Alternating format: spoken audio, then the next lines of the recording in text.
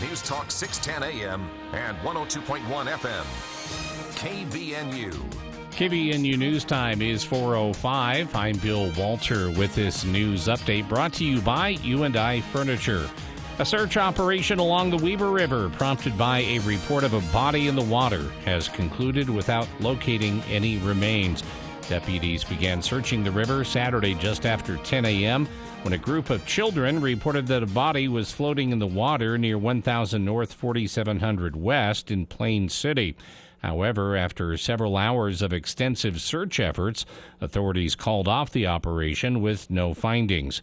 Members of the Weber County Sheriff's Office drone team were assisting in the search, along with search and rescue crews and fire personnel.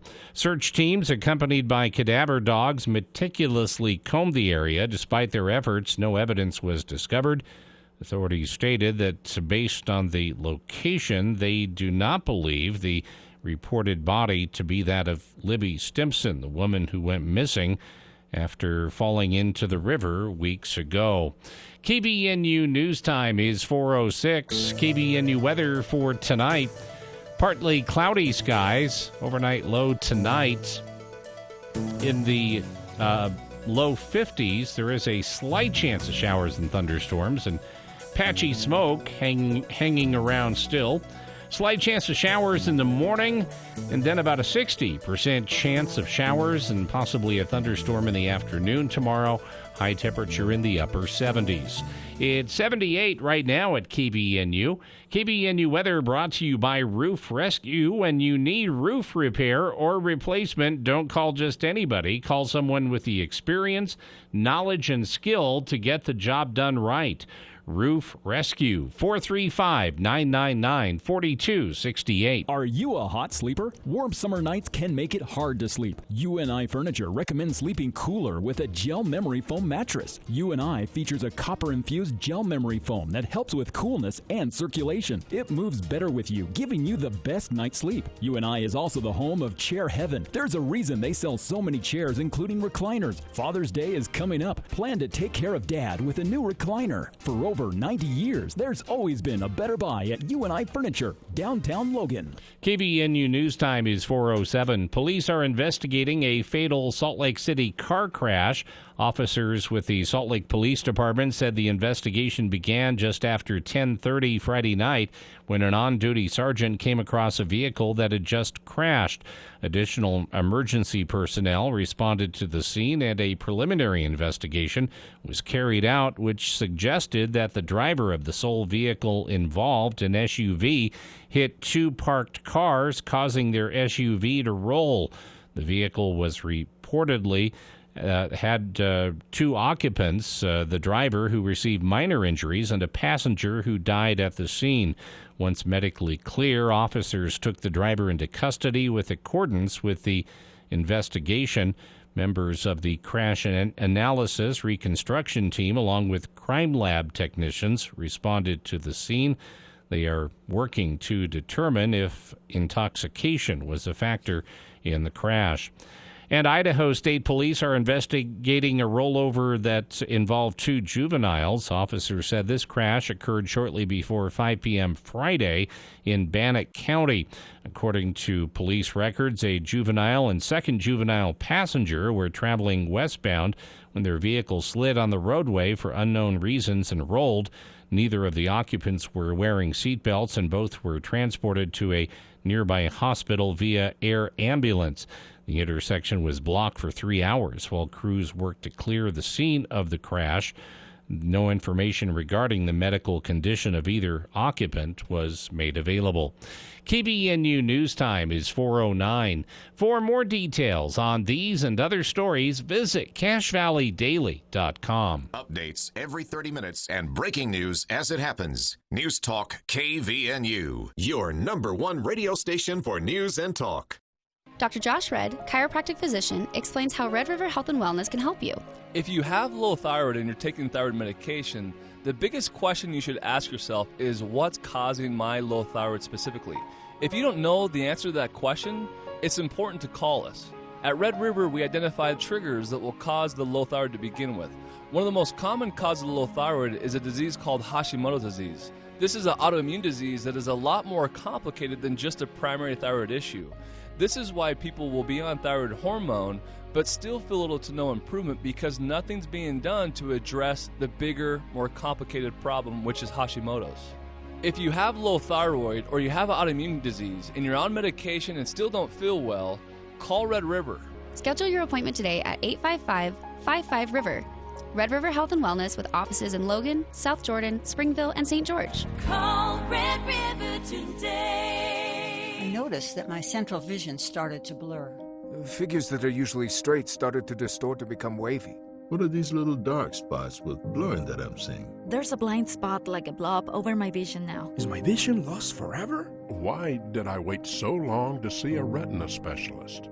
Retinal disease can steal your eyesight, but it doesn't have to. Patients who seek care from a retina specialist in a timely manner have the best chance of preventing vision loss due to age-related macular degeneration or diabetic retinopathy.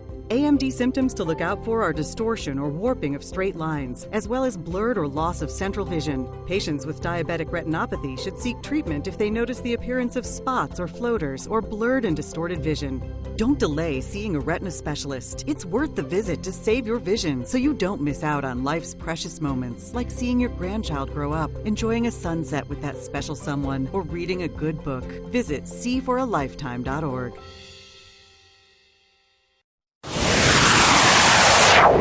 For the people. We are waiting with bated breath for news from the Cash Republican Party meeting an executive committee tonight. With Jason Williams. And I'm really excited about this next segment. We have two guests here in studio.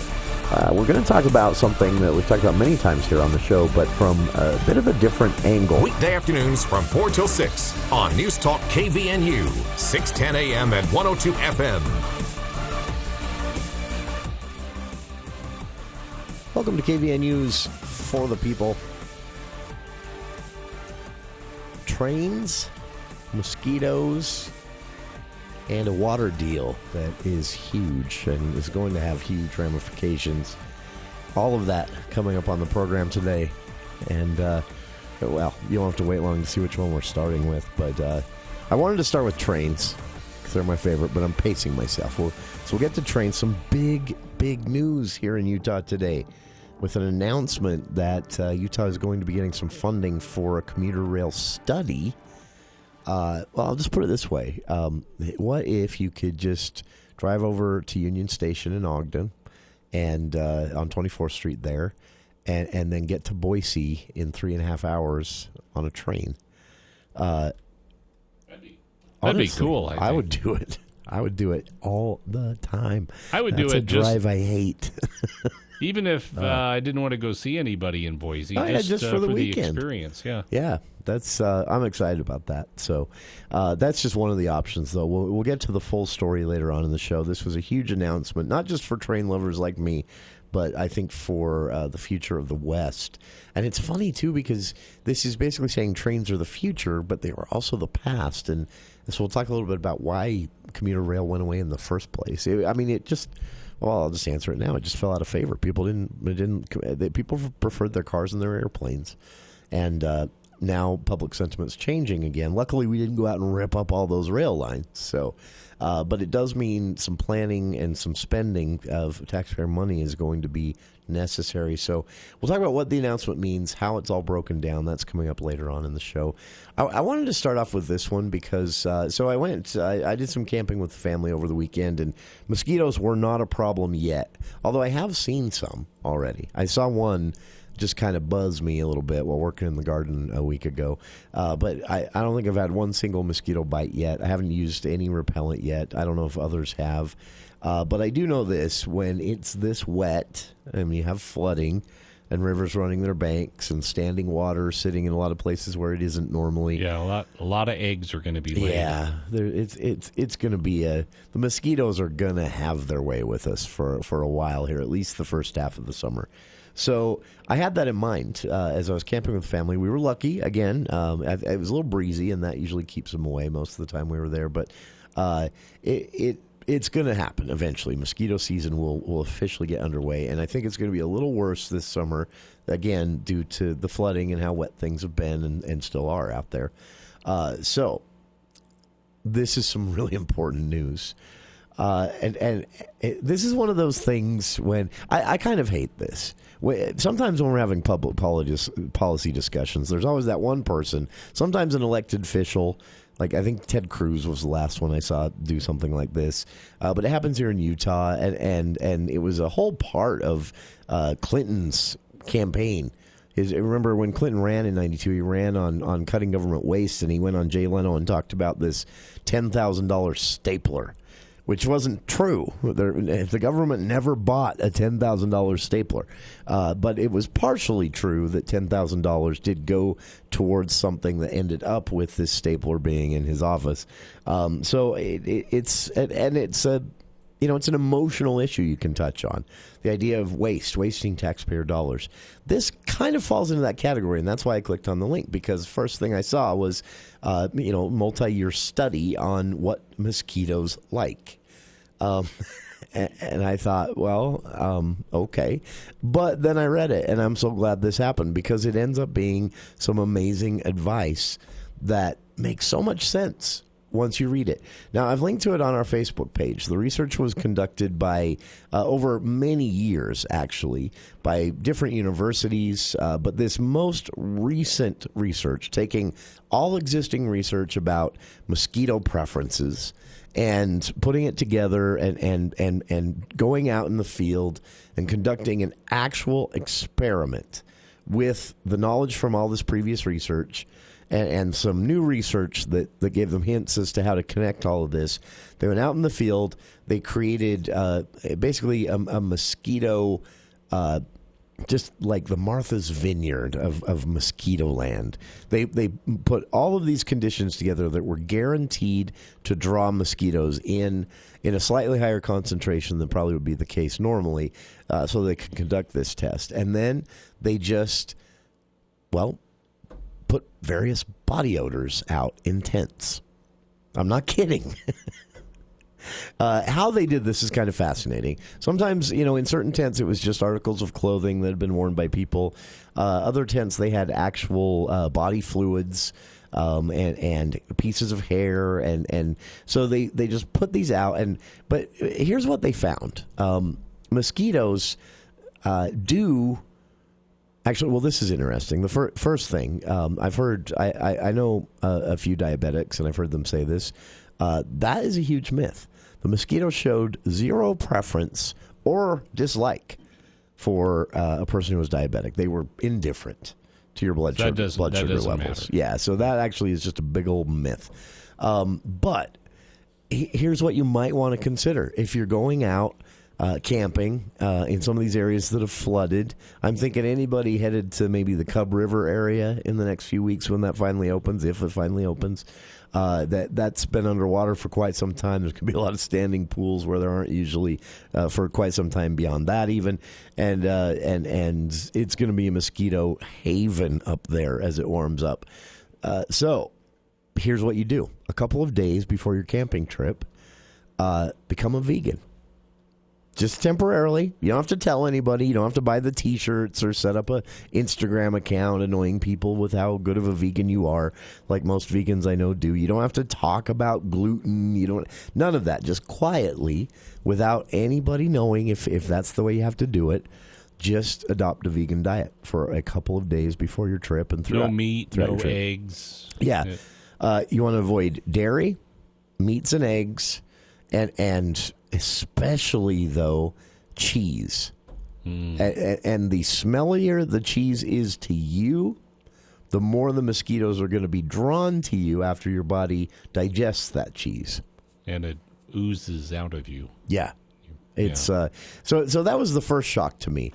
We smell like what we ate, but it's at such a level that other human beings, we don't smell each other. You don't walk up to someone and go, unless they're wearing it or still have it smeared across their gob, you don't usually know by smell what someone had for lunch, right?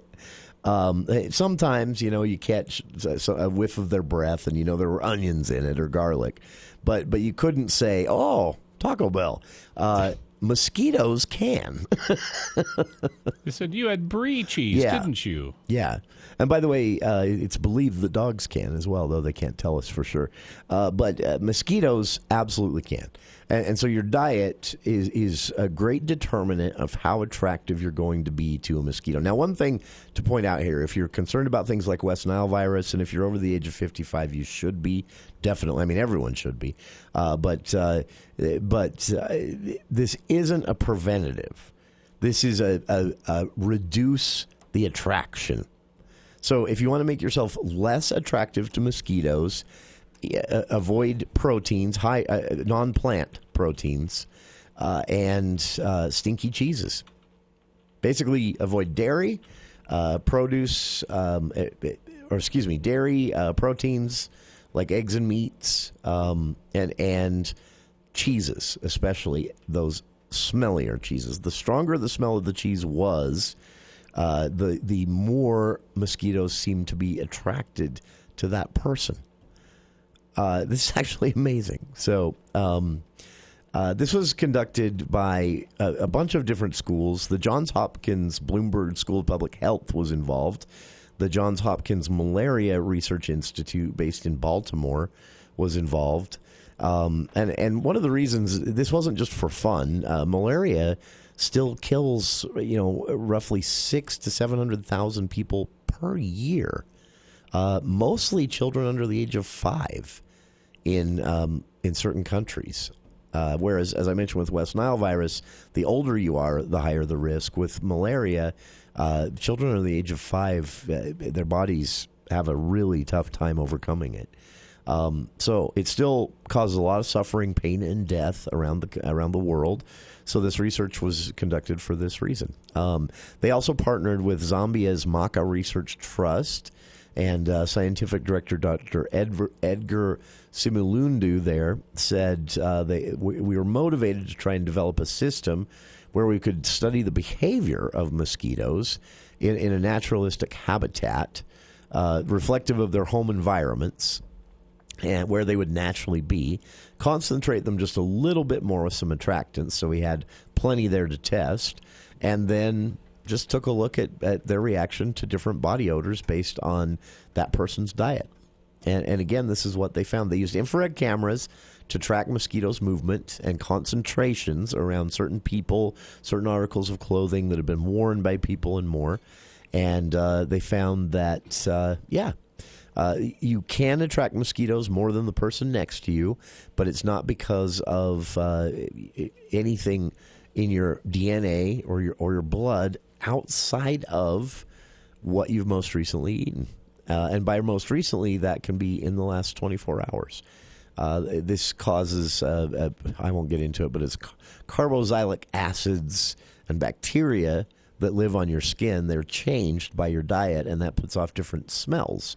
So, for example, a compound that exists in stinkier cheeses like Limburger, it reacts in your blood differently and produces different carboxylic acids that then are translated to the surface of your skin through these bacteria that put it off as their own exhaust. The mosquitoes smell that, and it's attractive to them. Also, an interesting bit of trivia. Now, don't eat this, but you can actually buy natural insect repellents that have this in it.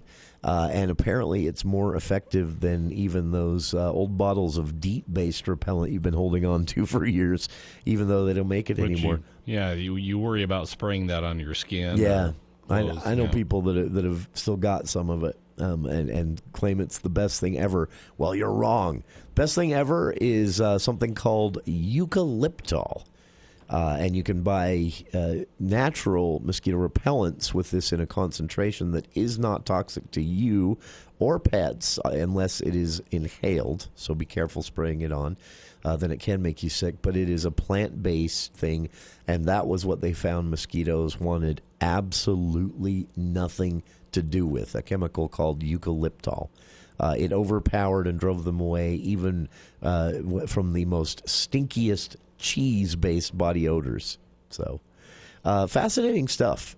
And the co-author of the study, one of them wrote, the findings open up different approaches to developing not just repellents, but lures for mosquitoes in certain areas that would allow you to draw them away from where the most habited regions are. So interesting stuff. If you want to ward off the mosquitoes or make yourself less attractive to them, become a vegan a couple days before and during your camping trip, and they'll find you less yummy. We'll be back right after this. Spring has finally sprung, and the baby animals at the American West Heritage Center are ready for visitors. May 26th, 27th, and 29th from 10 a.m. to 6 p.m. Cuddle the cute and lovable farm animals. Visit Utah's petting zoo gone wild with their exotic furry friends. And this year only, experience the Cache Valley Mountain Man Rendezvous as part of the lineup. Wagon rides, historic demonstrations, food vendors, train rides, and so much more. Baby Animal Days Festival 2023 at the American West Heritage Center, Memorial Weekend. This is Detective Johnson from the Logan City Police Department. Scams in our community are on the rise, and innocent victims are losing thousands of dollars. These scams are coming in the form of phony phone calls claiming to be from government organizations or legitimate businesses. They are also circulating on social media and emails. Almost all of these scams are asking for payment through gift cards that are almost impossible to track. No legitimate business or organization uses gift cards as currency. If you receive a scam of this nature, do not give the scammers any information and immediately call police. Remember, pause, stop, call a cop. More than 80 million Americans depend on AM radio for their news, weather, sports, and a community connection. It's the backbone of the emergency alert system. It's critical that we keep AM radio in cars because when cell and internet services are down, this free emergency service could be your only lifeline. Text AM to 52886 and tell Congress we need AM radio in cars. Message and data rates may apply. You may receive up to 4 messages a month, and you may text STOP to stop. This message furnished by the National Association of Broadcasters.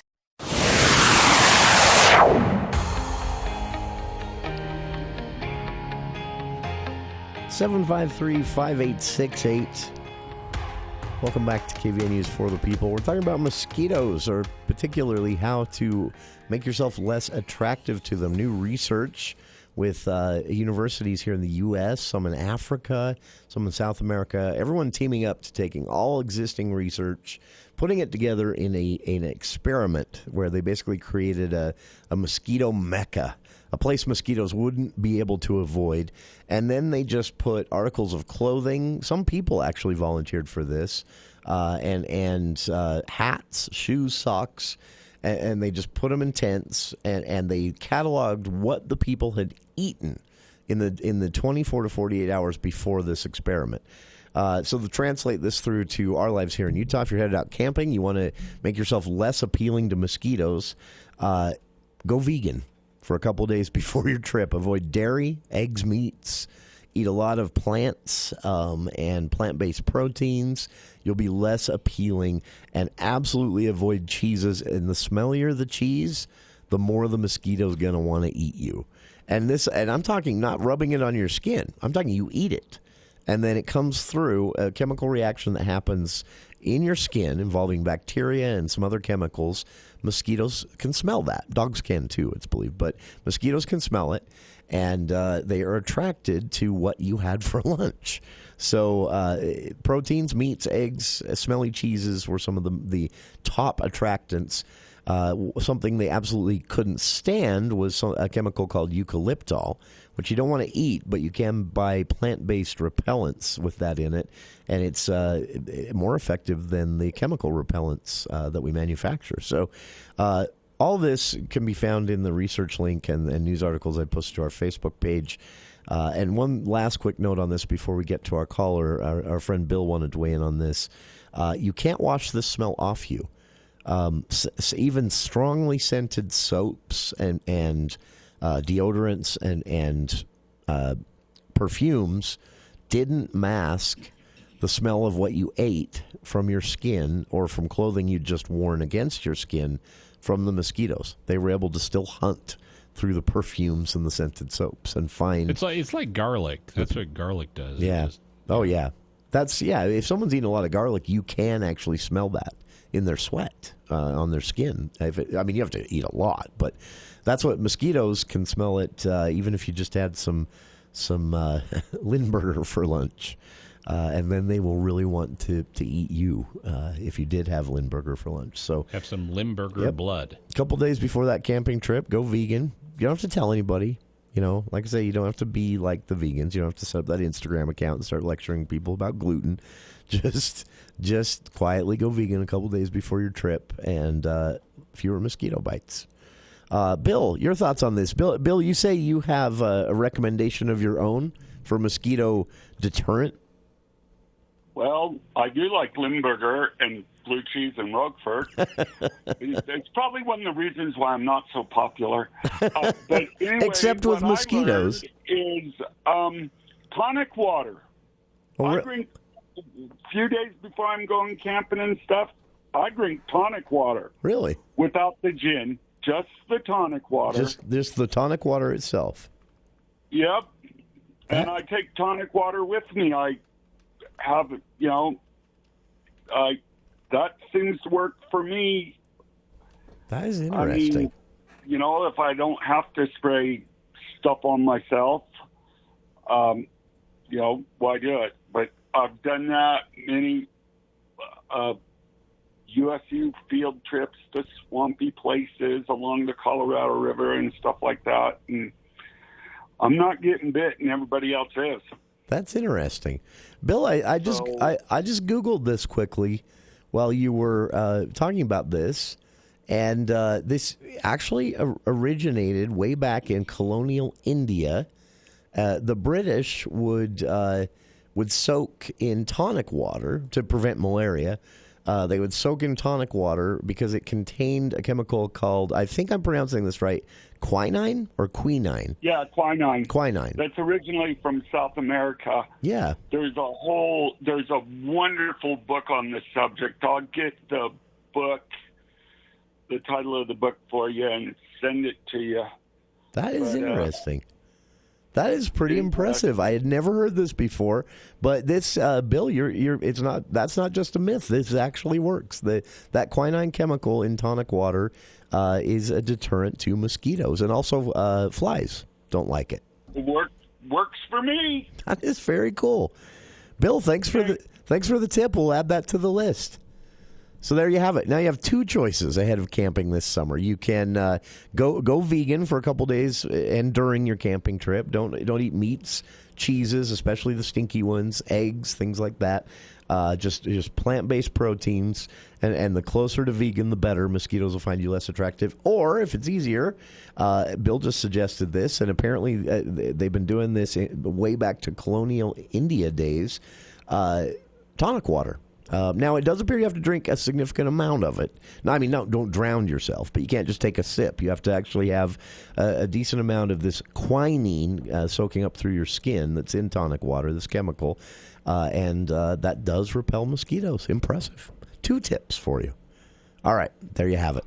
We'll be back with more of KVNU's For the People. Talk about this big water deal announced today. The Biden administration's Interior Department has negotiated, after years of discussion, a water deal with Arizona, California, and Nevada to help the drought-strained Colorado River. You'll notice some states missing there. We'll talk about why and what that might mean, that they didn't put themselves, cough, cough, Utah, in the middle of this debate. We might be... Yeah, we'll get to it after these headlines with KVNU's Bill Walter. Thank you, Jason. KVNU News Time is 4:33. The news is brought to you by Logan Extermination. Smoke carried over from the wildfires burning through western Canada has created hazy conditions in the Beehive State.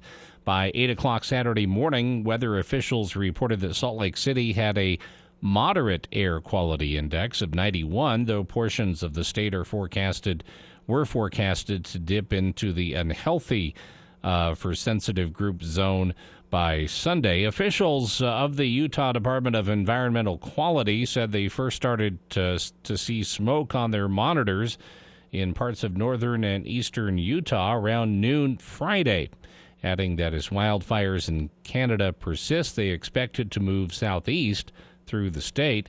Residents of areas of the state with visible smoke or haze have been advised to avoid outdoor exertion and monitor their heart and lungs. While Utah has just started seeing effects from these fires, NOAA officials from the National Oceanic and Atmospheric Administrations previously reported that over 100 wildland fires had already broken out in western Canada by May 11th. Arizona, California, and Nevada today proposed a deal to significantly cut their water use from the drought-stricken Colorado River over the next 3 years. It's a potential breakthrough in a stalemate over how to deal with a rising problem that pitted western states against one another. The plan would conserve an additional 3 million acre-feet of water from the 1,450-mile river that provides water to 40 million people in seven U.S. states, in addition to parts of Mexico and more than 24 Native American tribes. Cities, irrigation districts, and tribes in the 3 states will receive federal funding in exchange for temporarily using less water, but officials did not say how much funding individual users in the states would get. And a judge has entered not guilty pleas for a man who opted to stand silent to charges in the stabbing deaths of 4 University of Idaho students. The pleas potentially set the stage for a trial in which he could face the death penalty. Brian Koberger declined to enter pleas on his own behalf in Monday's arraignment. He was arrested late last year and charged with burglary and 4 counts of first-degree murder in connection with the November 13th, 2022 killings. Prosecutors have 60 days to announce whether they will seek the death penalty. The deaths of Madison Mogan, Kaylee Gonsalves, Xana Kernodle, and Ethan Chapin left the rural community of Moscow, Idaho, reeling. At the time, the 28-year-old Koberger was a graduate student studying criminology at nearby Washington State University. KVNU News Time is 4:36. With this incredibly cold and wet winter, it's put everybody behind on lawn care services. Logan Extermination is ready to serve you. They offer the following services: outside bug spray from April to October for $65 per spray. Spray for weeds in your lawn as soon as possible for only $45 per 5,000 square feet. Don't forget, Logan Extermination can aerate your lawn to get airflow to combat the extra snow and moisture. Call Logan Extermination today. Logan Extermination, 752-8450. Talking right now at the White House about raising Uncle Sam's borrowing limit, both expressing optimism beforehand, President Biden, House Speaker McCarthy, and their staffs. The president. We're optimistic we may be able to make some progress because we both agreed default's not really on the table. We've got to get something done here. ABC News confirms that the special counsel investigating documents taken by former President Trump recently requested documents from the Trump Organization related to business dealings with several countries, including China, France, Saudi Arabia, and Kuwait. Nebraska is the latest state to enact a tougher abortion ban with the signature of Republican Governor Jim Pillen. LB 574, the abortion ban at 12 weeks, is law this second. So that's a cool thing. The new law also includes a ban on gender-affirming medical care for anyone under 19. Announcing his presidential run, Senator Tim Scott, South Carolina Republican. A mixed day on Wall Street. Chuck Sievertson, ABC News. And we'll get the report from Edward Jones here in just a moment. KBNU News Time is 4:38, and the weather brought to you by U&I Furniture. If warm summer nights make it hard for you to sleep, check out the copper-infused gel memory foam mattress that they have at U&I. You'll sleep cooler and more comfortable. Always a better buy at U&I, downtown Logan, 28 West, 1st North. Mostly cloudy this evening, becoming partly cloudy. There is a slight chance of showers and thunderstorms. Still patchy smoke in the forecast from Canada, low around 50. Partly cloudy, slight chance of a shower or thunderstorm in the morning. Then rain showers likely, chance of thunder in the afternoon tomorrow, high in the upper 70s. And we'll keep that 50% chance in place Tuesday night and Wednesday for some scattered showers. It's been to 79. It's 79 right now at KVNU. For more details on these and other stories, visit CashValleyDaily.com. This is Branch Office Administrator Whitney Heyer bringing you the daily financial market report on behalf of financial advisor Mike Arnold and Edward Jones. The major stock averages were little changed on Monday, with the S&P 500 rising just 0.02%, as markets tread water while debt ceiling negotiations in Washington unfold. This is a light week for economic and corporate data, putting lawmakers and the Fed firmly behind the wheel in coming days.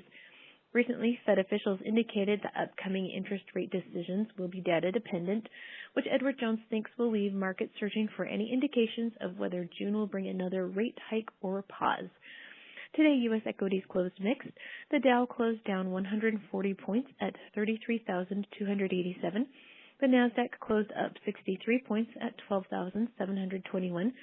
The S&P 500 closed up 1 point at 4,193. And in the bond market, 10-year Treasury yields are trading at 3.72%. The price of crude oil was up 29 cents at $71.98, and the spot price of gold was down $7.80 to $1,973.80. In stocks of local interest, Autoliv was down 63 cents at 86.35. Chevron was down $2.79 at 152.44. Dominion Energy was up 4 cents at 52.16. Home Depot was down 22 cents at 290.66. Kroger was up 34 cents at 49.98. Lowe's was down $3.12 at 203.15. McDonald's was down $6.20 at 289.35. Microsoft was up $2.84 at 321.18. Nucor was up $1.29 at 139.96. Philip Morris was down 12 cents at 93.07. And Walmart finished down $1.32 at 148.59. This has been today's financial market report brought to you on behalf of Edward Jones, member SIPC, and financial advisor Mike Arnold, serving individual investors with personalized attention and financial advice at 135 North Main, Suite 102 in downtown Logan. If you'd like additional information, please contact our branch office at 753-2915. Glenn Beck. There's a new study out, and the study shows 78% of suspects released without bail were found to be rearrested, and if you gave bail, only 46% were arrested. Okay, well, let me ask, Portland, you had all the power. What levers did you not control? Why did it not work out well? Were the wrong people in charge again? The Glenn Beck Program. Sunday afternoons from 2 to 5 on News Talk KVNU.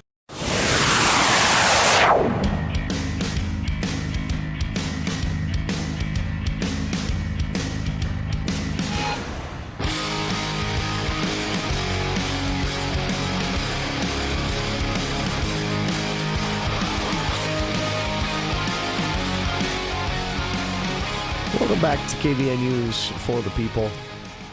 Again, coming up in hour 2, trains. Big news today from UDOT. Likely funding coming our way for a study that one day could mean passenger rail to Boise, Las Vegas, and other places. Reno. Well, that exists now, but another route where you don't have to wait for the California Zephyr to make its 3-day loop. So yeah, this is huge news, and I'm really excited. We'll talk about what was actually announced today and the potential schedule going forward. How soon could a rail trip in under 4 hours without you having to drive, navigate traffic, or anything from Salt Lake to Boise or even Ogden to Boise? How soon that could be a reality. That's coming up in hour 2. Just a quick mention before we get to our water deal story here, which is a huge deal and interestingly leaves Utah out, which we'll talk about that. But a request from Logan City coming in here this afternoon. If you're not doing anything around 8 a.m. Wednesday morning, or if you know anyone who might be interested in this, Logan City is looking for volunteers for a cemetery cleanup project. The short notice on this, as I understand it, is that they had a group, and that group had to bow out. Reasons were not made clear.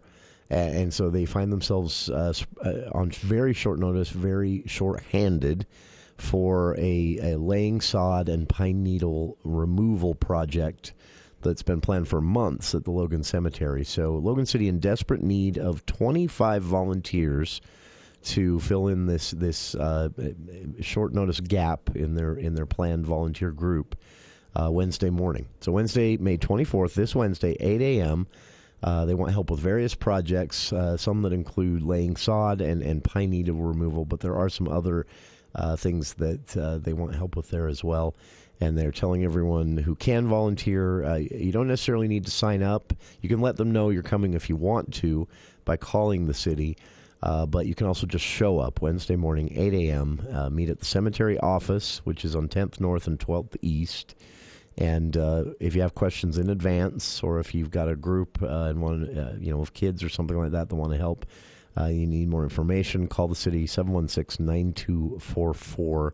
Logan City's Debbie Harvey, the contact on that one. She's the Department Information Representative for Logan Parks and Rec. So, again, volunteers needed. Logan City putting out this request just a few minutes ago. Volunteers needed for a planned Logan Cemetery cleanup project. They had a group, and some of that group, it turns out, is not going to be able to be there. They're going to be shorthanded. So they're asking for 25 volunteers, 8 a.m., Wednesday, May 24th, to help Logan Parks and Rec crews with a sod laying and pine needle cleanup project at the Logan Cemetery. So 8 a.m. this Wednesday. Again, questions in advance. You can just show up. You don't have to register or anything like that at 8 a.m. Wednesday. But if you have questions in advance, 716-9244 to contact the information office there at Logan Parks and Rec. So they were called Do or Die Talks. And the do or die part was this. If several states involved in this Colorado River water deal that has existed since the turn of last century, it was finalized in 1922, but it was in practice decades before then, like 1902. It's a water agreement that basically lays out, equations. It even gets that specific on water shares, and if reductions start happening, who starts losing out first, which states get the most, at what times, and under what conditions. The Native American tribes are roped into this as well, and it's complex, but it's also really old, and critics have said that it is also based on completely fabricated water data. Well, not fabricated, fallacious. Because they looked at water availability before this agreement was written down in 1922, and they looked at water availability for the Colorado River as a foundation, as a basis for, okay, how many shares do we actually have to divvy up between these 4 or 5 states? And they looked at the last 2 years because that was the only ability they had at the time, the only data they had at the time. Well, it turns out those 2 years and the 2 previous to that were the wettest years on record or since. So they always overestimated how much water there actually is in the Colorado River to work with in the first place. We had a professor on from University of New Mexico several years ago who wrote a book about this, how this error was made and how much it's screwed up since. So everyone knows this, but the 1922 Colorado River Compact has just been in place and has not really been much of a problem until the significant drought of the last several years in California, Nevada, the last 2 years here in Utah, Colorado, of course, getting hit by some of this as well. And so what comes of this is over the last 2 years, the Interior Department has said to these states, Arizona, California, Nevada, Utah, Colorado, and New Mexico, look, we've got to figure something out. Now, what Utah did, which is at this point, I think, proving to be a huge mistake, is the legislature created our own water authority with litigation power, a committee, and we populated that committee. We put people on it. It was heralded by legislative leaders as a way for Utah to defend itself in these water share discussions. The problem is there weren't any water experts. It was more of a litigious-oriented committee the legislature created, assuming they'd be in courts. A big miscalculation. So unfortunately, Utah kind of got set aside in all of this for the time being. Not forever, but for the time being. But the big news today and good news is that a deal. Well, and here's the do or die part. The Interior Department basically said, look, the federal government constitutionally has an obligation to do something here. And they absolutely do. We don't want to do that. We don't want to just announce to Arizona, Nevada, and California, and Utah, and Colorado, and New Mexico, hey, here's how it works from now on. Here are your water shares. Here's how you divvy them up. So they said to the states, you work it out. Sit down like adults and come to an agreement. Unfortunately, 3 deadlines passed since then. So up against the clock, the Interior Department said, okay, we're going to have to mandate something eventually, but how about instead of doing that, we tell you about a proposed agreement that we thought of, and you can decide if you want to do that. And that's basically what's happened here. Arizona, California, and Nevada have agreed to take less water from the Colorado River, which is a breakthrough agreement. One of the difficulties in this was primarily Arizona. There was some old language in this old water agreement that was first written down, though practiced since 1902. It was written down officially as put into actual legislative language in 1922. And there was a portion of this that basically meant in a drought year, Arizona, at the time, having less of a need for agricultural water and things like that than California. If a drought came along, Arizona's water would basically get cut off and everything would go to California. That's what made sense then, because a lot of food for the entire country, even the world, was being grown in California, still is. Fruit especially, but other types of produce as well that you, believe me, would miss if California wasn't able to grow them, or you would at least be paying 3 times as much if they weren't able to grow them. So at the time, this made perfect sense. Hardly anybody lived in Arizona. It was already a desert. They already weren't doing grass lawns. There wasn't a lot of agriculture going on, except things that can easily be grown in a desert with a little bit of water. And so it made sense at the time to say, look, if a drought comes along, Arizona, your Colorado River water shares just temporarily evaporate, and everything goes to California so that they get what they need for the growing that happens there. Made total sense. Doesn't today. So that was the first part that was kind of stymieing all this, is Arizona saying, look, we can't leave this the same. And so what was agreed upon today is that instead of the old equation from this 1922 Colorado River water share agreement, the new equations they would take chunks out of a state's water shares more equally. So if there's a drought, if there's a need to use less water, like we're still in technically, even though it's very wet here in Utah, the entire West is still in very severe drought conditions, and it's likely to get right back to that by midsummer, even here in Utah. So the agreement announced today says the federal government will pay about $1.2 billion to irrigation districts in Arizona, California, and Nevada when necessary, and also to cities and Native American tribes where applicable in these 3 states, Arizona, California, and Nevada, and they'll pay them basically to temporarily not use water. Now, that would mean, this money would go towards compensating farmers for not growing something. States would also have to agree to make additional cuts beyond the amount to generate these total reductions needed to protect the collapse of the river. So there's a scientific aspect of this as well, looking long term.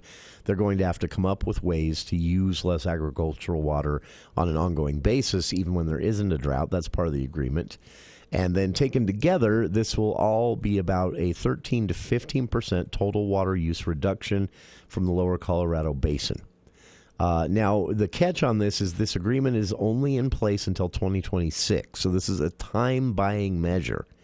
The expectation, the Interior Department says, is that these states, so this time-buying measure takes the pressure off of everyone for the time being. But this does mean that everyone, including not just these 3, California, Arizona, and Nevada, but also Colorado, New Mexico, Utah, and even maybe, as things get worse, Wyoming will be a part of this as well.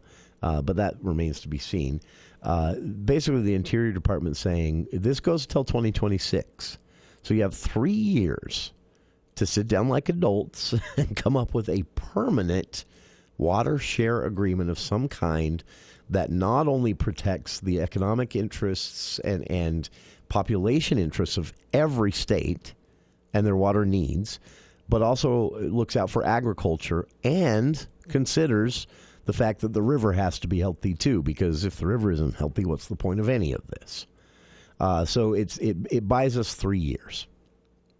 It's big news. It's temporary solution, but it's really big news because the alternative is the Interior Department just came in, divvied up the water shares based on the available needs data and science data for health of the river, and then everyone sued, every state, and it would be caught up in court for a decade, meaning nothing would be done about the water shortage and the health of the river at all.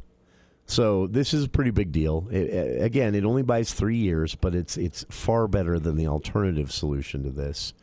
And again, sadly, Utah just kind of cut out of all this because of a short-sighted decision that our lawmakers made that maybe made sense in ways, but that was to put together a committee that was more litigiously oriented, planning to sue and go to court rather than to be a part of the discussions about a new Colorado River Compact. Big mistake on our legislature's part, but they've got 3 years to correct it, and that's good at least. We'll be back right after this.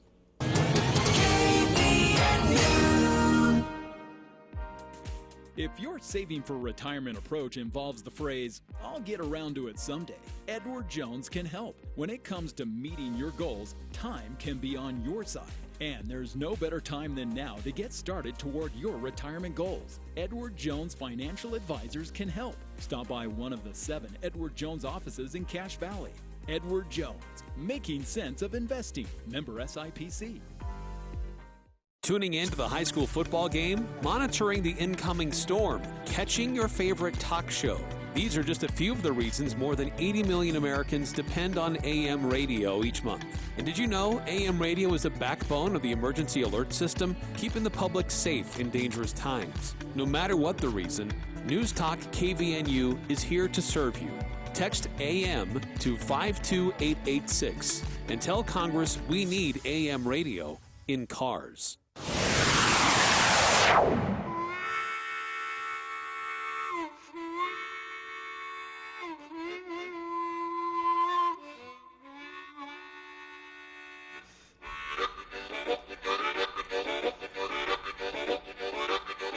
Welcome back to KVN News for the People.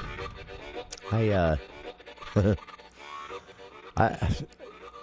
don't mean to sound judgmental here, but a lot of y'all have some pretty bonkers mosquito repellent solutions. I'm not reading these on air. I'm kidding. No, I'm kind of not. Since that mosquito topic that I opened the show with, I've gotten a lot of tips. Now, Bill had one, tonic water. That one, I can attest personally to its effectiveness. Caller Bill, not me. Yeah, not you. That's the first I heard about it. Yeah, our good friend Bill, the frequent caller, mentioned tonic water as a way to repel mosquitoes. And I thought, no way. I Googled it while he was talking to us, and it's real. Dating all the way back to colonial India. Where they started using tonic. The British would soak in and drink a lot of tonic water because of a chemical in tonic water called quinine, or quinine, I think is how it's pronounced, that it would repel mosquitoes. And that actually is real. Some of these that you've sent in, though, I don't know, folks. I Googled a few of them. But I love this because everyone has their theory. But again, the research says your diet is the biggest factor on whether mosquitoes think you smell yummy or not. And it is a myth that they're more attracted to diabetics. I've heard that a million times. My blood sugar is high, or I take insulin, and so that's why the mosquitoes love me. No, it doesn't work that way. They don't care at all about that type of stuff. What they do care about is if you had a smelly cheese for lunch. They love that. If you had a lot of meat in your diet the last couple of days, they love that. So if you want to repel them, honestly, just go vegan, and you can keep it a secret. I probably would. But you can go vegan for a couple of days before your camping trip, and during your camping trip, mosquitoes won't find you very attractive at all. But this is... I appreciate listeners sending this in. We'll talk about this in the future with Congressman Moore. But a listener wanted to spotlight Congressman Blake Moore's legislation hoping to incentivize more charitable giving, make it easier for people to give or give them more reasons to give. There's a story about this actually at CashValleyDaily.com. Listener says, will this work? Or is this just, frosting on a rotten cake? Great analogy, by the way. I personally think it will work, but we're going to hold off on this one because Congressman Blake Moore will be with us shortly. Not today, but soon. And we'll have a chance to open the phone lines up then. But read the story at Cache Valley Daily.